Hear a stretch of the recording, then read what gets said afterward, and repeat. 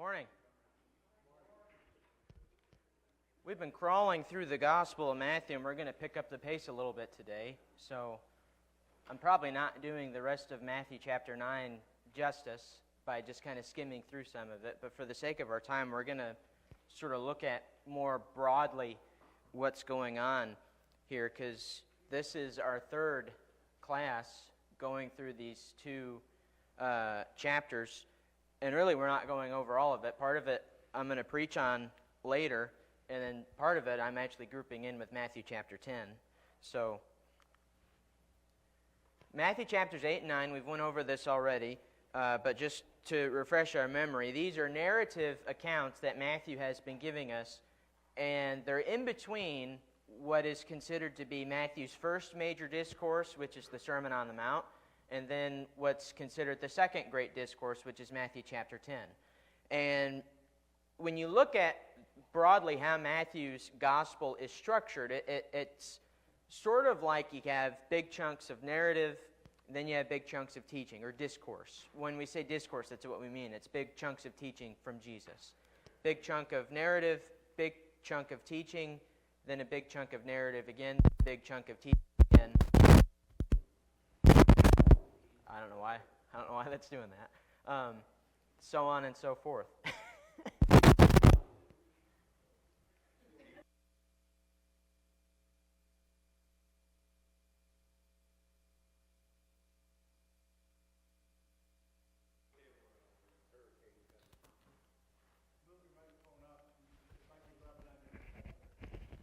I don't know that that's the noise that would make, but...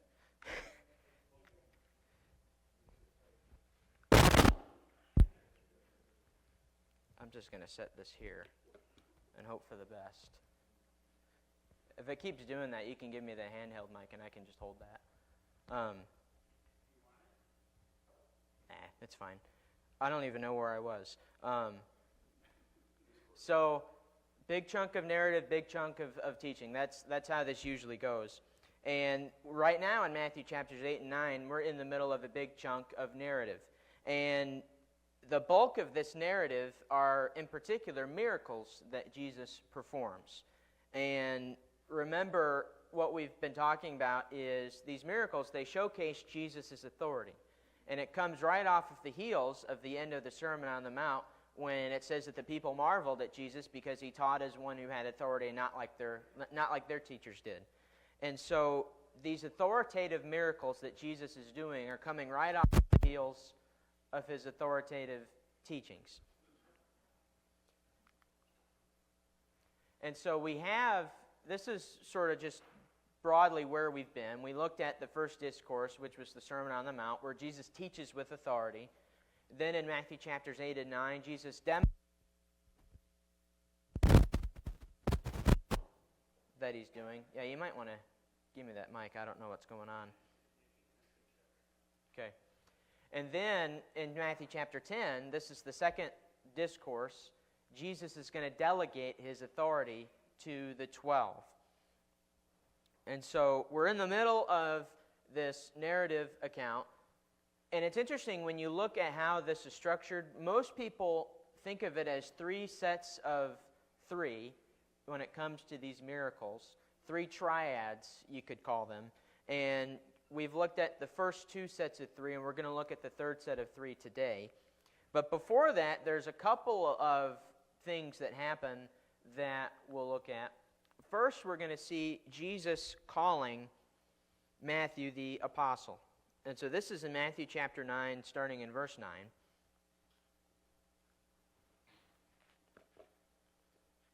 I was just going to hold it, but... No, not now. Okay. Well, thank you. You want to take this? Thank you, sir. Okay, so Matthew 9, starting in verse 9, this is the calling of Matthew. It says, as Jesus passed on from there, he saw a man called Matthew sitting at the tax booth, and he said to him, follow me. And he rose and followed him.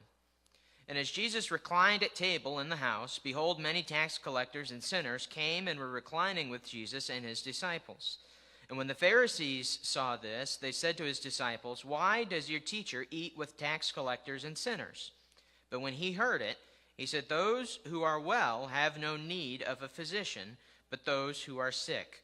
Go and learn what this means. I desire mercy and not sacrifice, for I came not to call the righteous, but sinners." So Jesus calls Matthew the apostle. And this is the story where our author, presumably Matthew is our author. Scholars debate that, but there's no reason to doubt it, I don't think. Our author is identified here in this story, and it's Matthew. And it's interesting because Matthew doesn't identify himself in the first person, saying, "This is where Jesus calls me." He's still speaking of it like it's from the third person, which is an interesting approach that Matthew takes. And so Matthew is called here. Matthew is eventually going to become one of the 12 apostles of Jesus. And one thing worth highlighting is the formula of Matthew being called is similar, if not the exact same, as when Jesus calls his other disciples back in Matthew chapter 4. That's going to actually be our scripture reading in our worship service later on, where he calls first Simon Peter and his brother Andrew, and then he calls James and John. Jesus comes to them and he says, "Follow me." They drop what they're doing and they follow him. And that's what Matthew does. Matthew does just as they did. He drops what he's doing and he follows Jesus. And what it is that Matthew was doing is interesting, and it's an important detail. We see with Simon Peter and with Andrew and with James and John, they were fishermen. And they left what they were doing. They left their occupation. They left their jobs. And they followed Jesus. Well, Matthew's going to do the same thing, except his occupation is being a tax collector.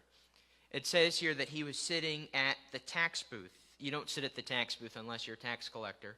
So it's implied with that. And like I said, Matthew being a tax collector is a pretty important detail here, because tax collectors were viewed in the Jewish society, in particular if you were a Jew, as Matthew would have been, and you were working as a tax collector. It's one thing if you're a Roman or you're a Gentile and you're doing that, but if you're a Jew and you're a tax collector, you were viewed more or less as a traitor, because the Jews didn't like being under Roman control. They wanted to be liberated from Roman control. That's what they thought the Messiah was going to be. They thought the Messiah was going to be a conquering kind of a king, someone who's going to reestablish the dominant kingdom of Israel that it once was under David and Solomon and so on. So this is what they've wanted. They want to be liberated from Roman control.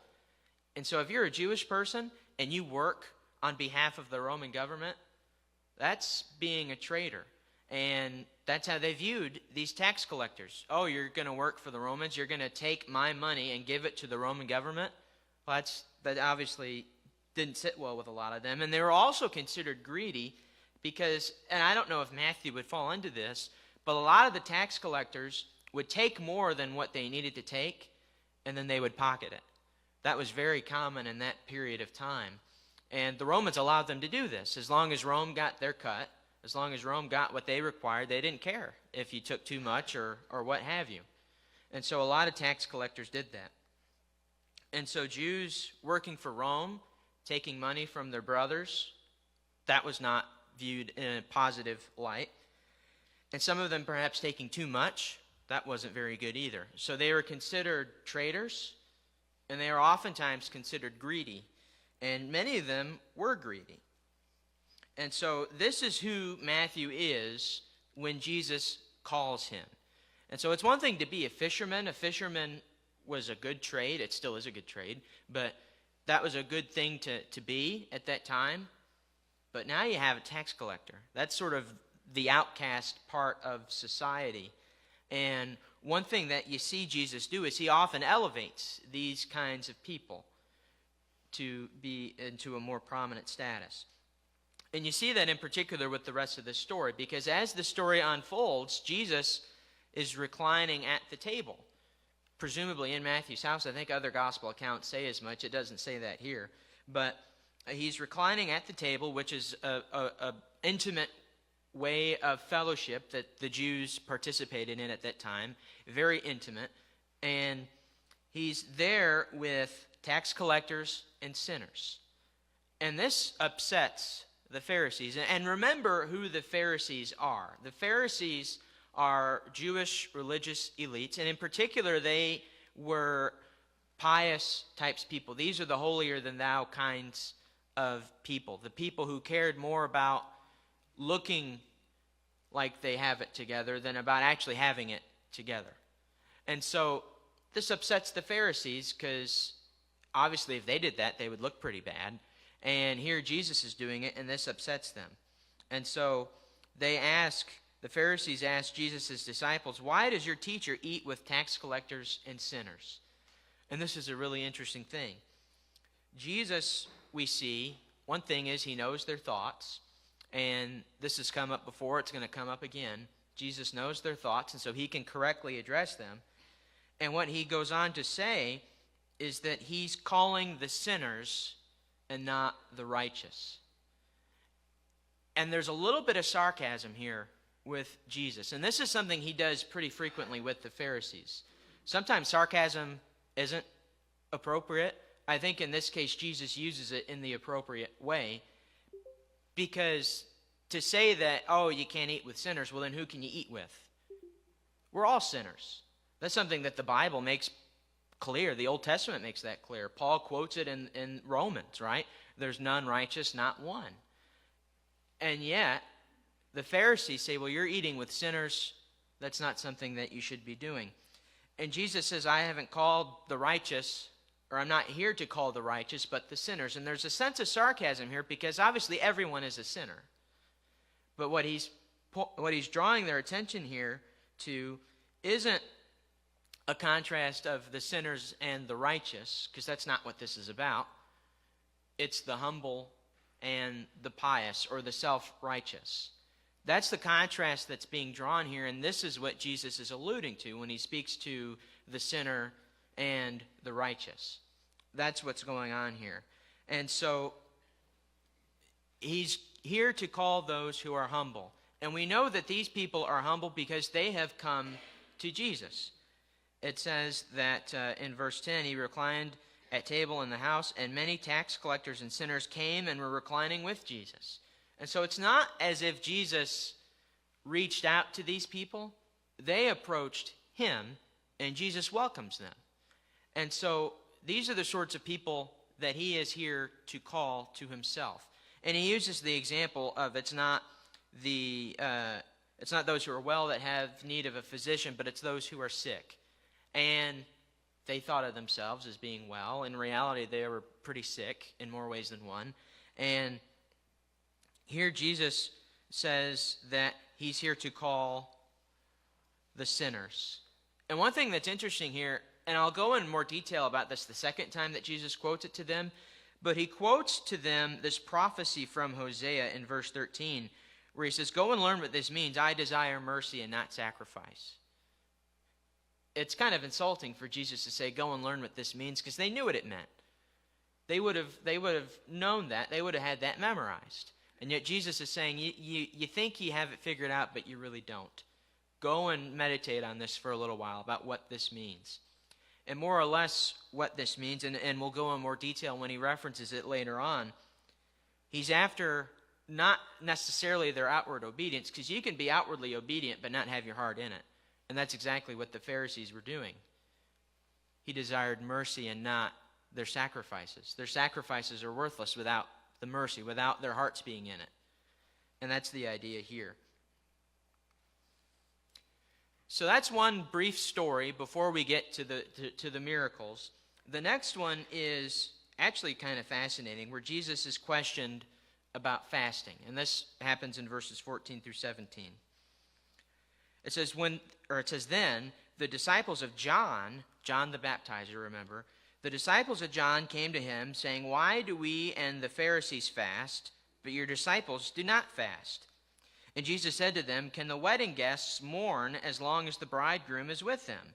The days will come when the bridegroom is taken away from them, and then they will fast.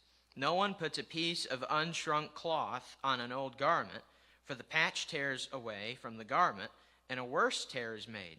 Neither is new wine put into old wineskins. If it is, the skin bursts, and the wine is spilled, and the skins are destroyed.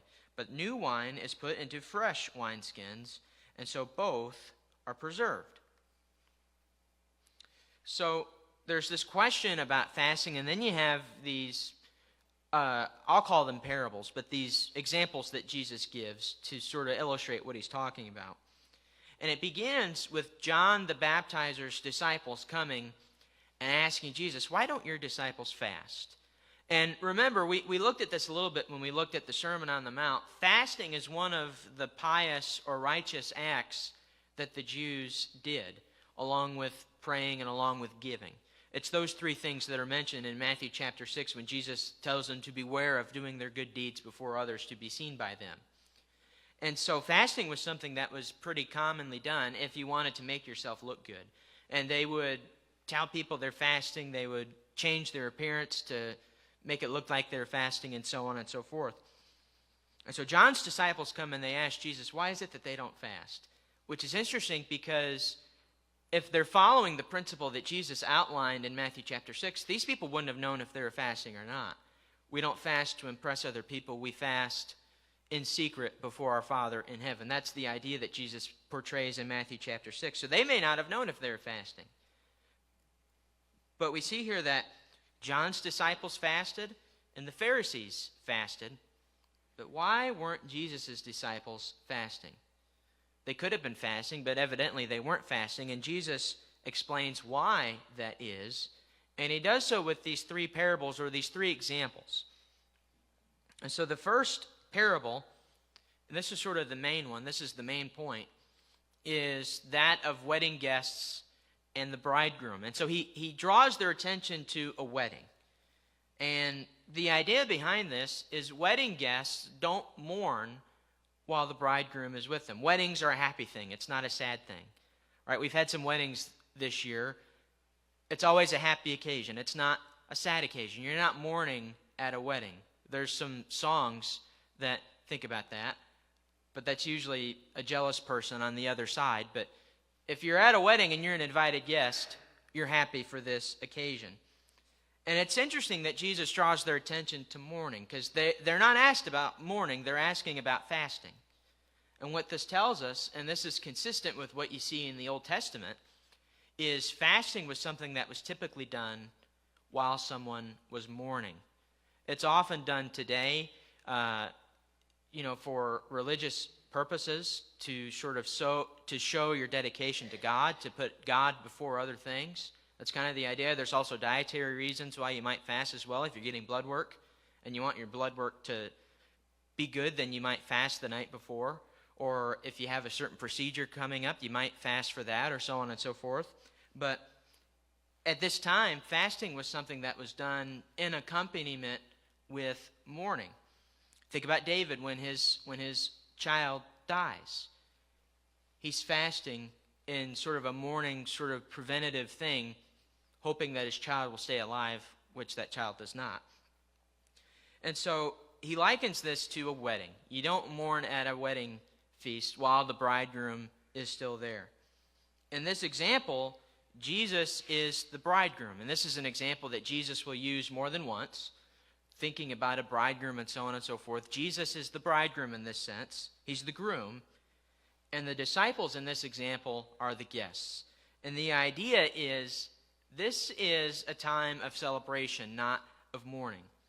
The Word has become flesh, and He is making His dwelling amongst us, thinking in this example here. And so this isn't a time of mourning, it's a time of celebration. Eventually that bridegroom will leave, and then it will be time for mourning. But for now, it is not a time of mourning, it's a time of celebration. And so you don't mourn, you don't fast while the bridegroom is there. This is the example that Jesus gives them. And then we have these next two examples, and they're often paired together, the idea of the old and the new cloth, the idea of the old and the new wineskins. And a lot of times with these examples, in particular you hear this with the wineskins example, they're often taken and applied to the idea of the old and the new covenant. You don't try to mix the old covenant with the new and so on and so forth, old and new law, so on and so forth. That might be an appropriate way to think about that, but that's not the context of what we're reading here. The context is why Jesus' disciples are not going to fast, why they don't fast. And I was looking at this, and a lot of times we interpret these things independently of each other, but Jesus, this is all one conversation that Jesus is having about one subject, and it's about fasting. And I can't help but wonder, what's the connection here? Jesus sees something here that, at least to my initial eye, I didn't quite see, and I'm not sure that I still see it, but I think I might have found something. What these three examples have in common is that you have three things here that don't go together. People don't fast at weddings. You don't mourn at a wedding. Fasting and wedding feasts don't go together, right? So that's one thing. A new patch of fabric isn't going to work with old fabric. It's not going to work. You're going to end up actually making it worse. And new wine doesn't go with an old wineskin. It won't work. You'll lose both of them in that case, because the old wineskin will burst, and then the new wine's going to come out of it, and it's going to be ruined. So these are things that do not go together. And I think the point that Jesus is making with this, in light of the question, which is about why your disciples don't fast, is the idea that self-righteousness that was very common in the religious world at that time. The Pharisees certainly were part of it, and perhaps even John's disciples might have fallen into that trap. The self-righteousness that fasting is a symptom of, that doesn't pair with being a disciple of Jesus. We're not trying to be self-righteous kinds of people. And so the fasting that John's disciples were asking about is a self-righteous kind. Something that if you're not doing it, you'd be asked about it. Hey, why aren't you fasting? And this is something that Jesus is not expecting out of his disciples. And the sermon this morning will have more to say about discipling and so on and so forth, or being a disciple. But Jesus' disciples, it's not simply an outside appearance like what was so common in that day, especially with the Pharisees. It's an inside thing, something that wouldn't be seen to the naked eye, something that is more symptomatic of being a disciple of Jesus than it would be being a disciple of John or being a disciple of one of these Pharisees. Now we have what I like to refer to as a miracle sandwich. And what this is, it's one account, but there's two miracles in it. And so this is how people look at it with the three sets of three. This is technically a set of four with this miracle sandwich here, but it's still one account. And this is in verses 18 through 26. While he was saying these things to them, behold, a ruler came in and knelt before him, saying, My daughter has just died, but come and lay your hand on her, and she will live. And Jesus rose and followed him with his disciples.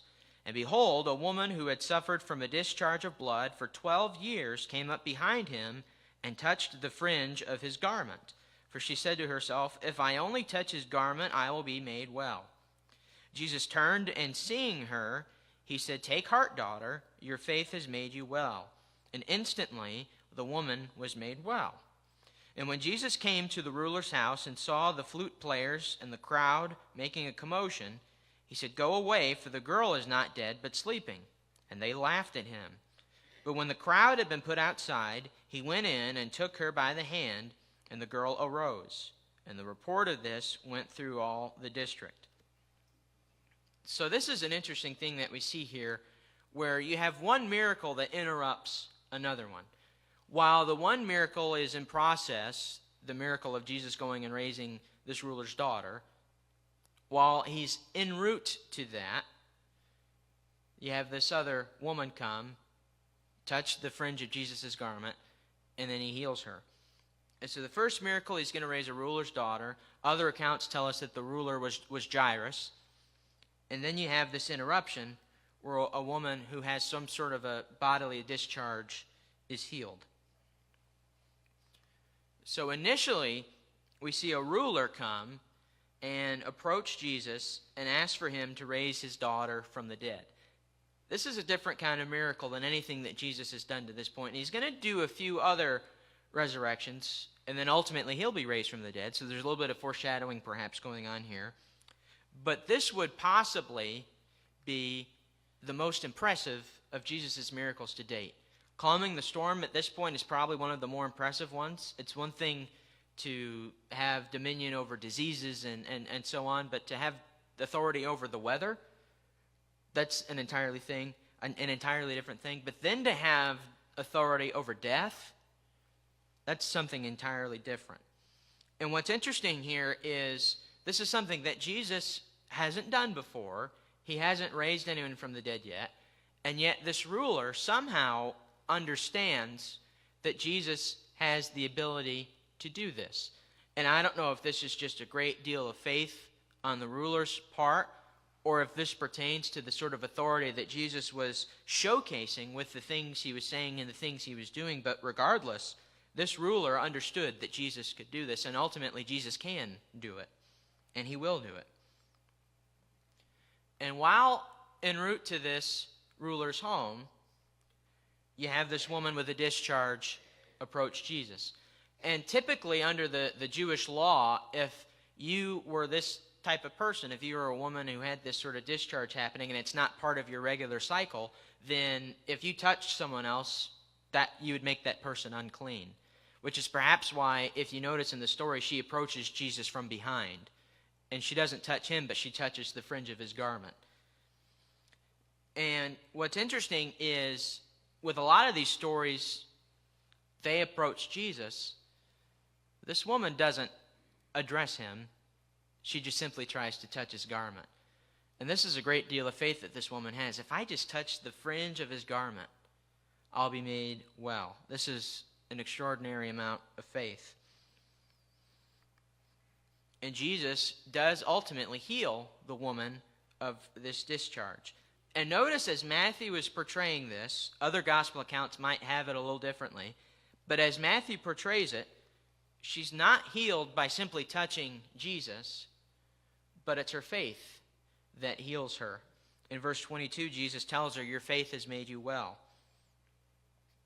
And so, obviously, if anyone that Jesus touched was made well, anyone that bumps into him in the street would be miraculously healed, but that's not obviously what happens. Jesus tells her that her faith has made her well, and this is what happens. And notice again, we looked at this last time, that this is instantaneous. These healings that Jesus does, there's not a long drawn-out process like what is portrayed today, but it's instantaneous. It happens right away. That sets apart from what others say happens today. And this is a neat thing that happens. Jesus is able to heal this woman. But there's a big question that is asked in regards to this. Why have this happen in the middle of this other story? Why interrupt the one miracle account with this other one? And then just go right back to it as if nothing has happened. What is the deal here? What is it that Matthew's trying to tell us? One thing that's interesting is Matthew's not the only one who has the story happening in this way. The other gospel accounts have the same thing. One miracle interrupted by another one. And so perhaps that's just how it happened. Maybe, people say Matthew's account is catered not necessarily in chronological order, but maybe this is a chronological thing that happened. Other than that, I'm not quite sure of the connection, besides maybe one healing validating the other one. But other than that, I don't really see the connection as to why one would interrupt the other, besides the fact that that's just how it happened. Are there any thoughts on that? I couldn't find the connection, but that doesn't mean that there's not a connection there. Daryl? What was that? Never too busy? Always work to be done?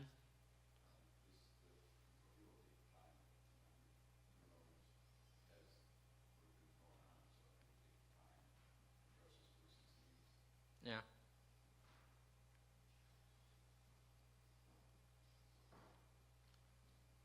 So getting back to the other miracle, the attention turns back to the ruler's daughter.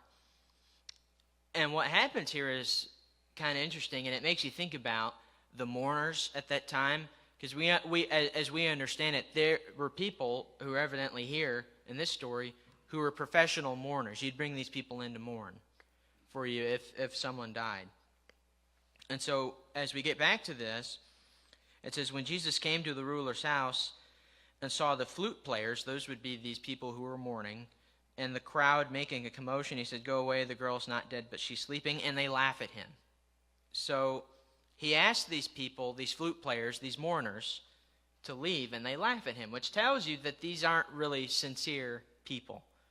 They go from a mourning state in 1 second to laughing at Jesus when he says that the girl is just sleeping, which that reveals what you need to know about these kinds of people.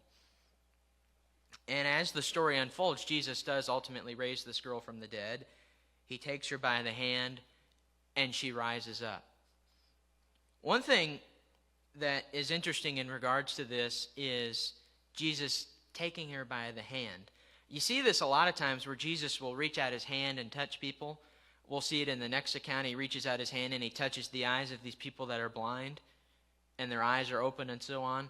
A lot of people think of that, and they think about the idea of the hand of God that you see mentioned in the Old Testament, the hand of God reaching out. Perhaps that's what Matthew is portraying here with Jesus, but I don't know. And the report of this goes throughout all of the district. And so what we see happening is Jesus' fame continues to grow and to grow and to grow. And it's one thing to cast out demons. It's one thing to heal diseases. It's one thing to cleanse leprosy or to fix or to heal some sort of discharge. It's another thing to raise someone from the dead. This girl was dead. The ruler said that. She's just died. He raises her from the dead. And this would obviously cause quite a commotion. And the report of this goes throughout all of the district. Next, Jesus heals these two blind men. And once again, there's a pair. Did you have something, Seth? Say that again. Yeah? That's a connection I didn't think of, but yeah, he's right. He said both of them would make him unclean, reaching out and touching the dead girl. It's a good point. And it's like the very first miracle in Matthew chapter 8 when he reaches out and touches the man with leprosy. That man didn't make Jesus unclean, but Jesus made him clean. And the same thing happens here. That's a good point.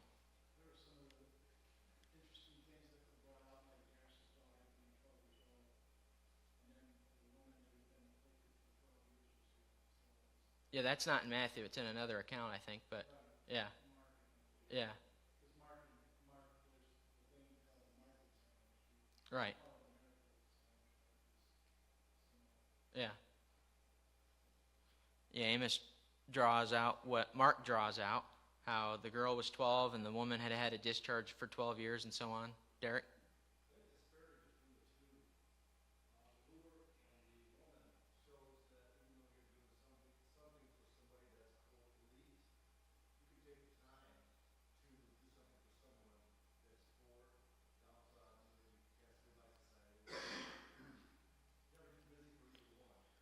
Yeah, that's a good point too. And that's just the contrast in and of itself is something. You have this ruler, kind of a high person on the totem pole. And then you have this woman with a discharge who had been an outcast. Jesus heals both of them. Not too busy for either one, kind of like what Daryl was saying.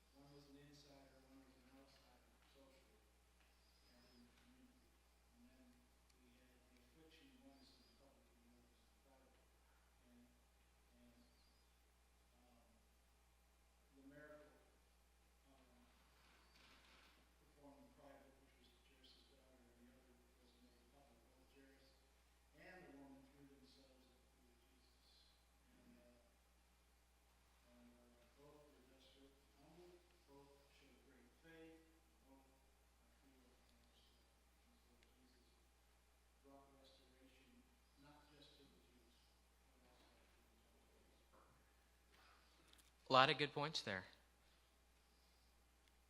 Garfield?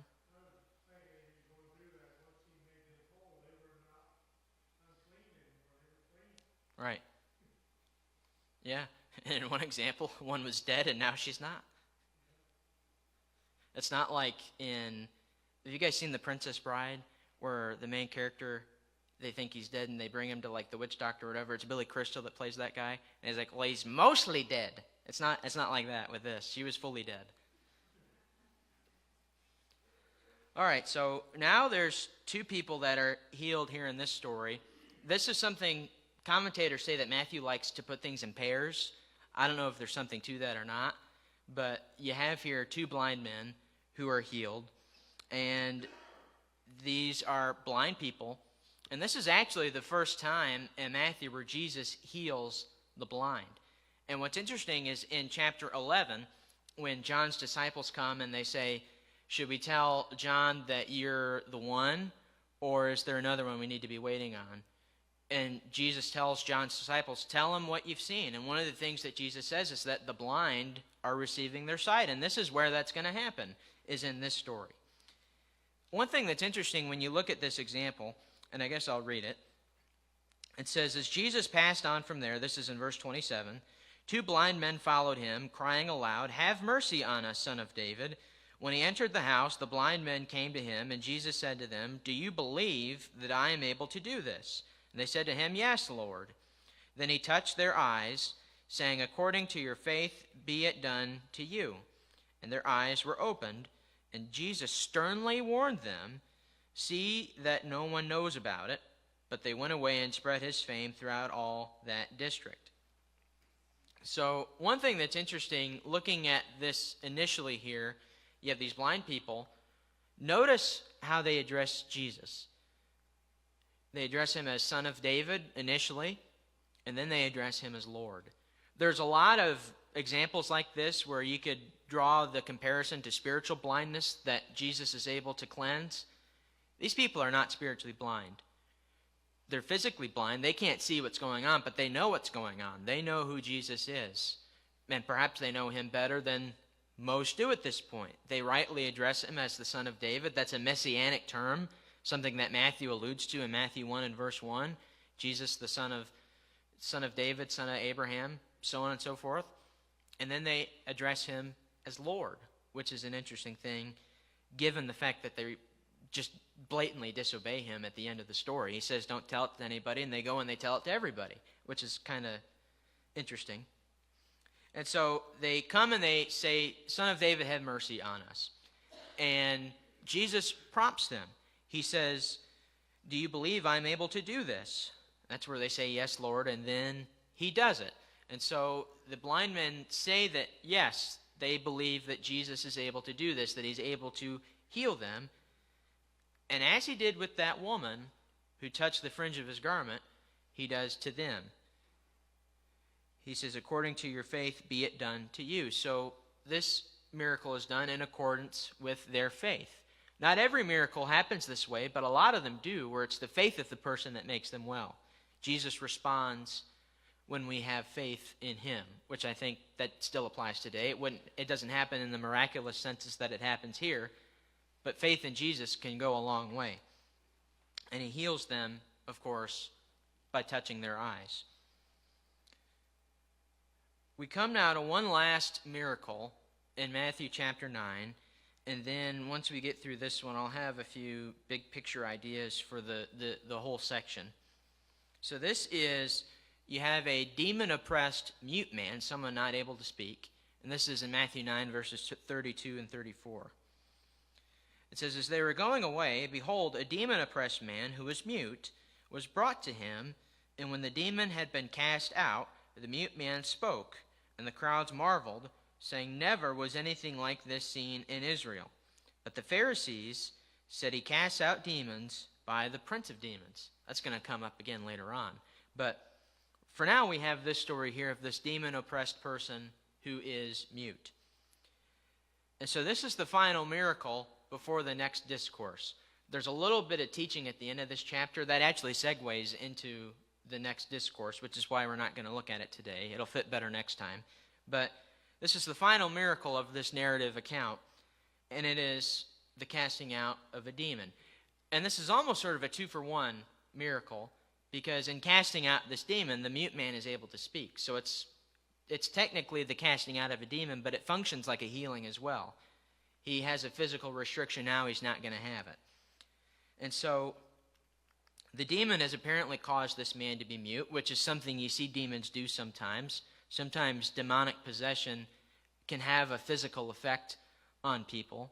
And what we see is this man is brought to Jesus, and Matthew doesn't give us a whole lot of details about this. In fact, Jesus doesn't even speak in this account, but it says that he casts the demon out.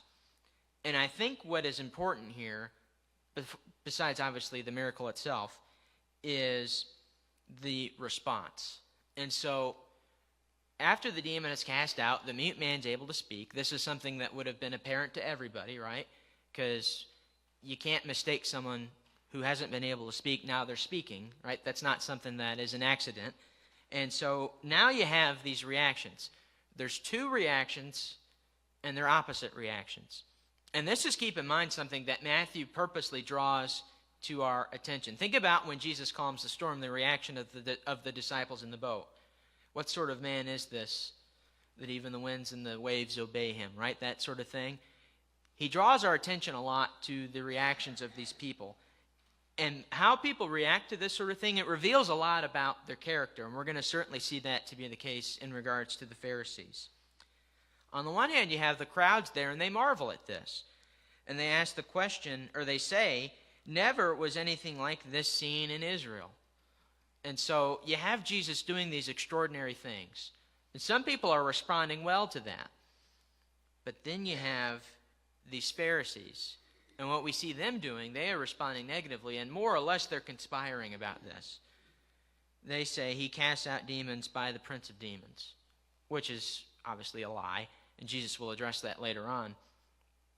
But you see the reactions here. These reactions say a lot about the character of these people, who they are. We see the fruit of the Pharisees, and it's going to become more apparent the further into this gospel account we go. So looking at these couple of chapters, Matthew chapters 8 and 9, what sort of things can we learn from these stories? What lessons can we gather from this? Well, one thing, perhaps the biggest lesson, is Matthew is showing us more into who Jesus is. And showing us what Jesus does, we're seeing a lot about who Jesus is. And the big takeaway from all of these things that Jesus has been doing would have to be his authority. We see it mentioned by the centurion. He says, I also am a man of authority. I can perceive the authority going on here. I tell a man to do this and he doesn't. He perceived that in Jesus, And so his authority has been on full display with the things that he's been doing, on top of the things that he was teaching previously. And so people have already been drawn to his authority. He taught as one with authority, and not like their other teachers, right? That's the end of Matthew chapter 7. And he's putting that authority on display with the things he's doing. He's shown that he has authority over diseases. He has authority over demons. He has authority over the weather, right, with the calming of the storm. And he even has authority over death, which again, foreshadowing, looking at the end with the resurrection. But we see not only that, we also see his compassion. Think about when in the first story the leper says, if you're willing, you can make me clean. And Jesus says, I will be clean. I am willing. Be cleansed. Jesus is willing to do these things. He's willing to go out and touch these people that otherwise would have made him unclean, but then he makes them clean, right? His compassion is on full display. He's willing to go and raise Jairus' daughter. He's willing to have mercy on these blind men as they pleaded for him to do. Have mercy on us, son of David. He's willing to do these things, and he ultimately does them. And so Jesus, in doing these things, we don't just learn about what he's doing, but we learn also about who he is. And this is something that Matthew is drawing out for us. But there's another thing happening here, and you see it starting to happen with the end of our last miracle. You saw it a little bit in one of the other miracles we looked at in a previous lesson. Jesus is making waves here. And this is both good and bad. You have positive things happening, but you also have some negative. He's drawing crowds. This is something that has been happening really since chapter 4. He's been drawing these crowds, and they seemingly are growing larger and larger with the more things that Jesus does. And so he's drawing crowds. He's getting people wanting to come and follow him. But he's also drawing religious opposition. And you see it in particular, at least in this section here, in chapter 9, with two groups of people. And these people are going to be the brunt of some things that Jesus has to say in chapter 23. You have the scribes, Matthew 9 and verse 3. You may remember this is when he heals the paralytic, but first he says, your sins are forgiven. And they accuse him of blasphemy for forgiving this person's sins. Then he shows he's capable of doing both, right? But then you have the Pharisees here. For one, you have in verse 11, when Jesus is reclining at the table with tax collectors and sinners, the Pharisees take exception to that. And then you have the end here, after this last miracle, they say he casts out demons by the prince of demons. And so Jesus is starting to make waves here, and this is something that's going to come to a climax eventually with Jesus being crucified.